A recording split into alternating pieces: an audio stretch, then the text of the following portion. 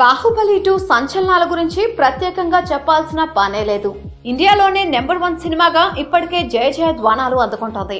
అలాంటి సినిమాకి సినిమా ఉత్సవాల్లో తగిన గుర్తింపు దక్కుతుందా ఏమో. ఈ నెల 10 నుంచి 22 వరకు మెల్బోర్న్ లో సుదీర్ఘంగా జరగనున్న ఇండియన్ ఫిల్మ్ ఫెస్టివల్ 2017లో బాహుబలి 2 కి సముచితమైన గుర్తింపు దక్కుతుందా, లేదు హిందీ సినిమాల నడుమ కమిటీ ఈ సినిమాని దూరం పెడుతుందా అన్నది చూడాల్సి ఉంది.